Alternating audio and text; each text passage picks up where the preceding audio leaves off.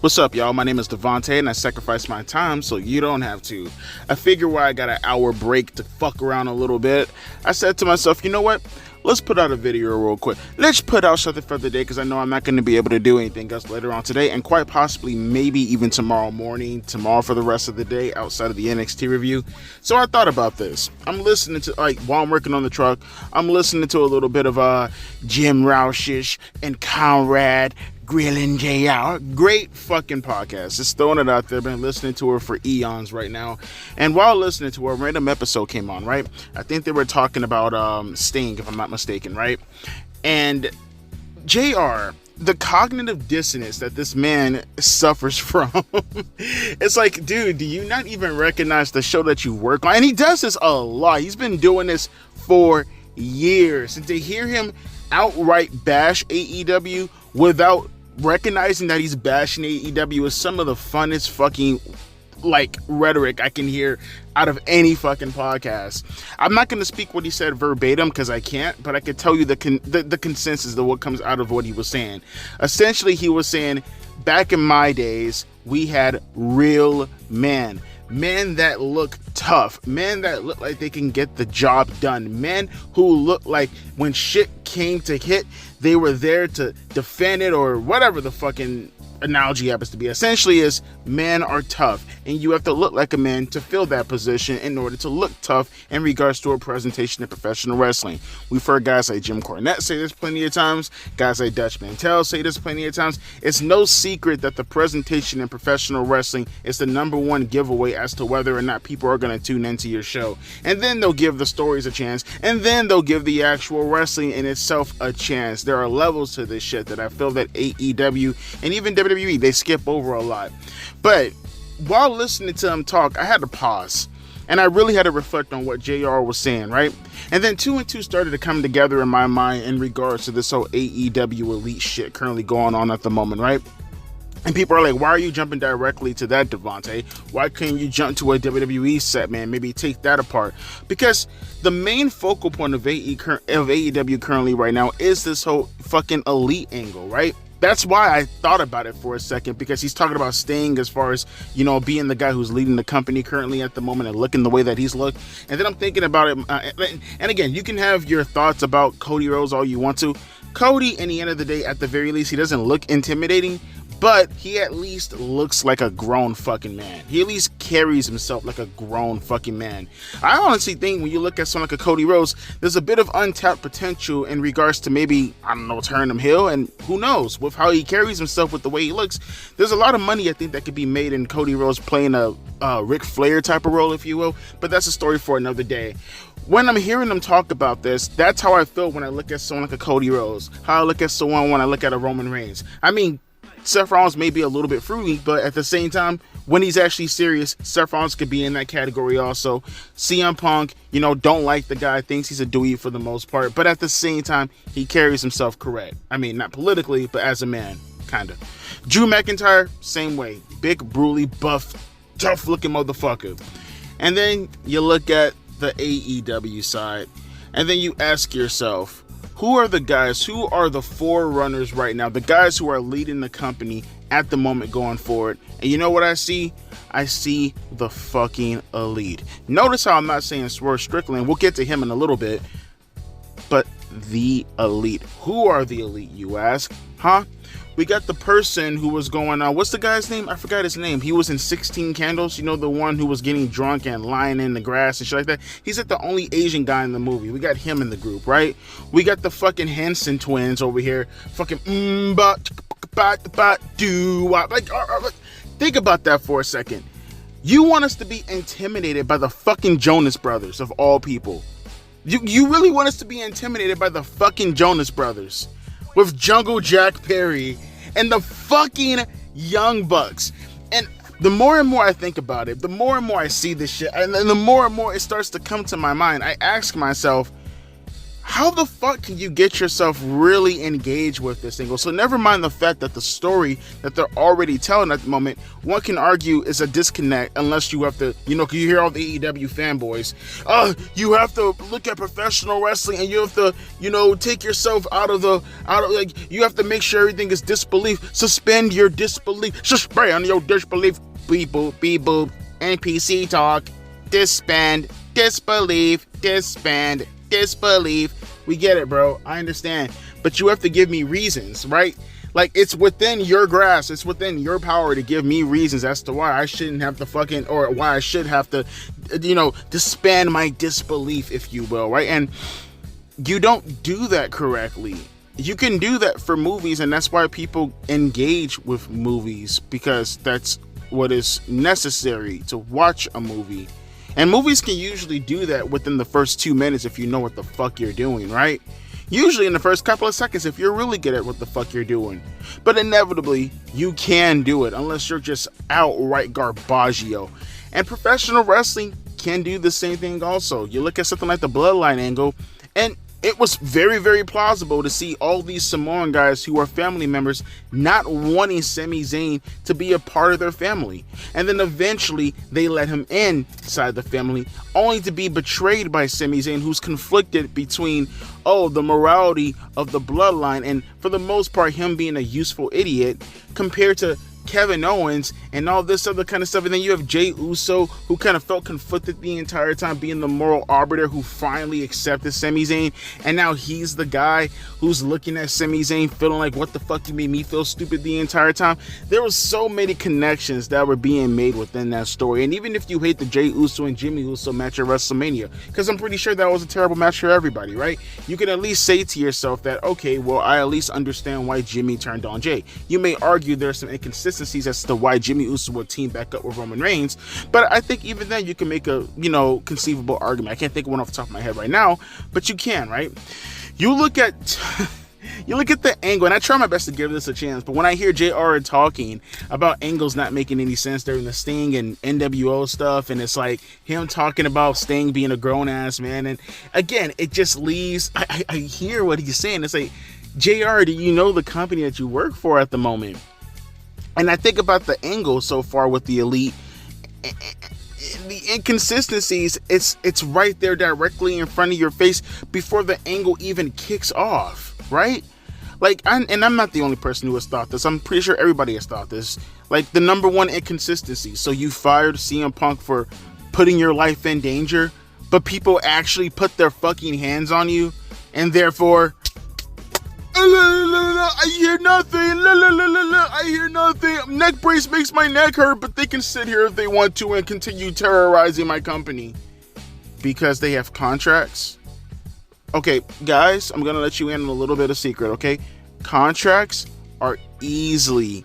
They can easily be voided. I'm pretty sure there has to be some kind of clause within that contract. And even if there wasn't any clause in the contract, I'm pretty sure the illegal portion, like, within any state, would probably allow you to disqualify a contract if you put your fucking hands on a CEO. Okay, ask me this then. So if that's the case, how does CM Punk get out of his contract? You fired him, right? And he put his hand, and you fired CM Punk, and he didn't even have to put his hands on you. He fought everybody else, and you fired him. So you mean to tell me someone putting their hands on you, that's supposed to not void the contract?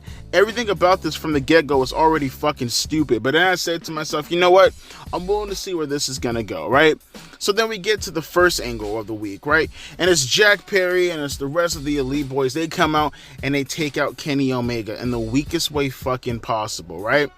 Now, you may ask yourself, Devontae, why do you believe that him hitting him in the stomach with a chair is the weakest way possible?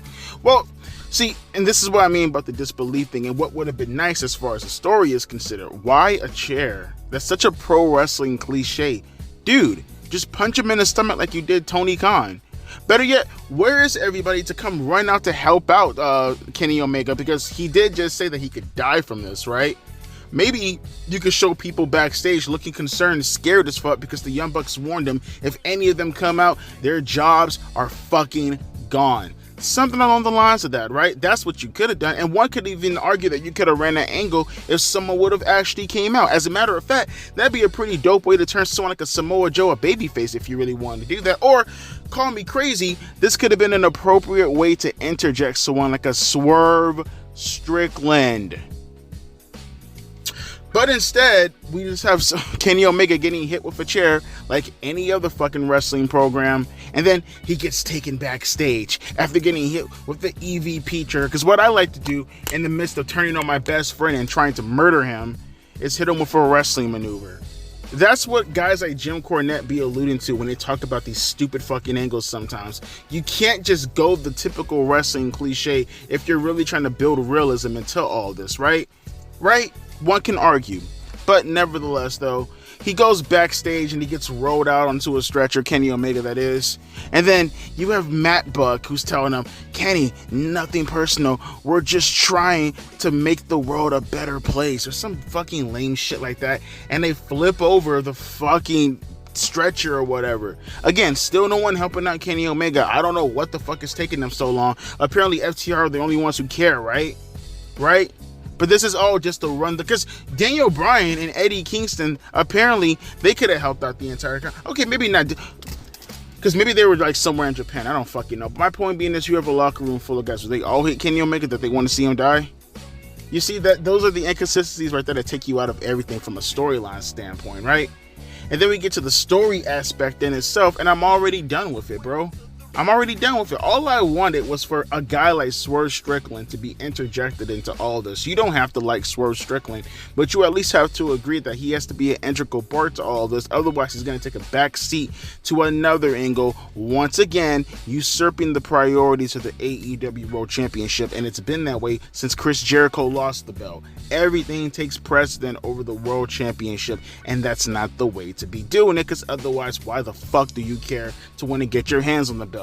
If anything, you should be worried about trying to get inside the inner circle, no pun intended, of the Young Bucks, or Tony Khan for that matter, or even Kenny Omega. That's what you're telling me in the end of the day, that in order to get a main event spot or to get more TV time, you have to be within their inner circle. Being within their inner circle is more of a priority than being the world champion. And that's why I say Swerve Strickland should be an integral part in all this. Whether you hate him, whether you like him, doesn't matter. If the world championship is on him, bring him into the storyline. If you don't want him into the storyline, then take the belt off of him and put it onto one of the twinks within the elite. But then it gets even fucking better, because like I said, the story last week, you do all this build up, this preparation, all this nonsense to announce that you're going to have a 4-on-4 match. That's something that you should be building up. And I get it, I understand, because you have to do the stupid blood and guts match. I mean, bro, have a team captain, and just think of some shit on the fly. Or better yet, build up to all this shit for a month to not have to rely on the elite having to be the ones to put this storyline over on television. Because now we have 2 back-to-back matches with multi-man stuff where I'm not even understanding the relationship between Jungle Jack Perry and the Young Bucks at all. With Kazuchika Okada, it's just like a bunch of random shit happening at the moment, and you just putting them in that place because it's convenient right now, and conflation, or not conflation, but in correlation with the story overall. That's not how you're supposed to do that. I want to see some established people. Who are the leaders of this group? Apparently, it looks like it's Jack Perry, but I can't tell because it looks like the Young Bucks are the ones calling the shots. How about establishing that for a minute? How about taking your time to make sure we get all our ducks in order, right? That's what I mean when I say, like, you don't know what you're fucking doing. Now, we got the aspect out of the way as far as the story being inconsistent. That makes absolutely no sense whatsoever, right? Now we got the portion out of the way in regards to the boredom aspect, because you have now turned this into every other yearly extravaganza, stable versus stable feud, rivalry, whatever you want to fucking call it. Now we get to the presentation in regards to how the superstars look like, because I feel like you're insulting my intelligence. Now, it's one thing if the story made sense. Maybe there are some people surrounding them. Maybe there's a reason why they can get their way as easily as they can get their way. But I understand that takes way too much time to tell a legitimate fucking story. So let's just skip over a few things. Let's skip over a few points in order to just tell the story the way we want to tell the story, because we have a couple of things that we want to fucking get over. That's not how that works. You skip the ingredients within an item that you're trying to cook. It's not gonna taste the same. But Again, putting that to the side, like I said, the boredom aspect. Why is it bored? Because you're not taking your time to tell the appropriate story. That's what I mean by missing ingredients. But now we get to the point in time where you cook the terrible food, right? Smells like shit, looks like shit, most likely tastes like shit. The least you could do is, put it on a plate, give me some knives, give me some forks, give me some spoons, give me one of those fancy French diner guys who play the violin right next to me while I'm eating my shitty stink food. You can do all of that, but instead, you rather just put it inside a newspaper and then hand it to me and then say, use my hands to eat caviar. That's what you want me to do. You want me to use my hands to eat your shitty stink ass food. That's how that comes across to me when looking at this angle. So it's already bad enough that the story is horrible. As far as the inconsistency, it's already bad enough that it's boring as fuck. Most likely due to the inconsistencies. But now you want to fucking show me these guys? These guys. Again, like I said earlier on in the fucking video, you want to show me fucking Hansen and Goku. Maybe in 1997 this would have been intimidating if a bunch of fucking kids were chasing directly after me in some middle school. Maybe then I'd be intimidated by Goku and fucking Hansen. But we're in 2024 and this shit right here, what are we doing? What are we doing? Why am I supposed to take this seriously for, huh? When it was the NWO, for an example, it was big 6'7" jacked up dudes. When I was looking at something along the lines of, say, D-Generation X even, you got someone looking like China chasing after you. Triple H is still a big dude. These guys are still big fucking dudes. At the very least, X-Pac may be small, but supposedly within character, he's a martial artist. Right? That's at the very fucking least something that they're doing to persuade you that you're going against a bunch of tough guys. Evolution, for an example, right? Batista alone was scaring any motherfucker. And by the way, Randy Orton is deceptively fucking big. The fucking Shield, right? And then you get to this shit right here. I love how it progressively got smaller and smaller, by the way. But now look at this shit right here. You want me to take the Jonas Brothers and Vegeta seriously? This is fucking asinine. You're asking too much. You're asking way too much. And and I'll end it on this. For all the bad things that come with this, the sad part and the reality of the situation is, it's not as if you didn't have an opportunity, even with all the bad stuff happening, to add in a bit of a secret ingredient to make all this shit worthwhile, right? With all the terrible ingredients, all the shitty cooking skills you have, one little ingredient, just a little bit of a dab inside it, could have made that shit smell fantastic, could have made that shit taste better, even with all the lacking ingredients, right? That would have been CM Punk. The guy who could have been the glue to hold all this together and make all the sense in the fucking world if you knew what you were fucking doing. But unfortunately, he's in a different company because you chased him away. So now we're stuck with this. Now we're stuck with an angle where nobody's gonna get over because no one buys this fucking stable, and maybe they could have bought it if you gave us a reason to want to buy it.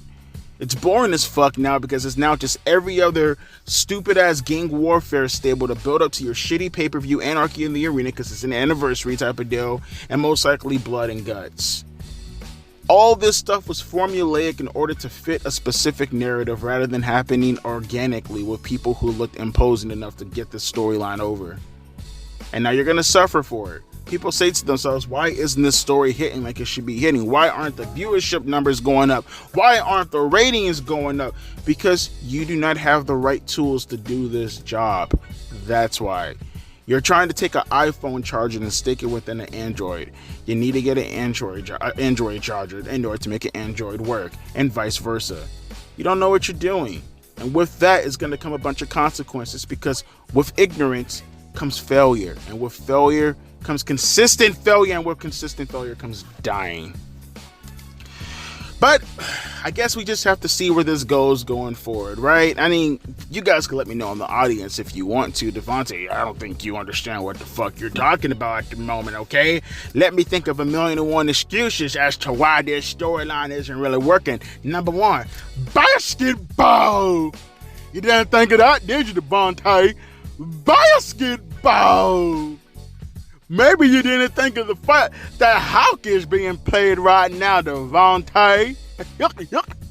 You don't know what the fuck you're talking about. Let me just write in the comment section in my terrible grammar. You with the letter U don't know what the fuck you with the letter U, R with the letter R talking about. Apostrophe randomly put in front of an N with no G. I get you, bro. And with that fucking incest type of mentality, you can go places in this world. You can probably get any job in the world with the way you fucking think. All you have to do is make a bunch of fucking mistakes and immorally blame other people for the fact that you're a fucking loser. Totally, I completely understand. Don't let me stop you, and definitely don't quit your day job. You're gonna make it far with that fucking mentality. As always, my name is Devontae, and I think I talked long enough. Let me go make the thumbnail for this. Let me upload this video and get the fuck up out of here. Deuces, P.I.s.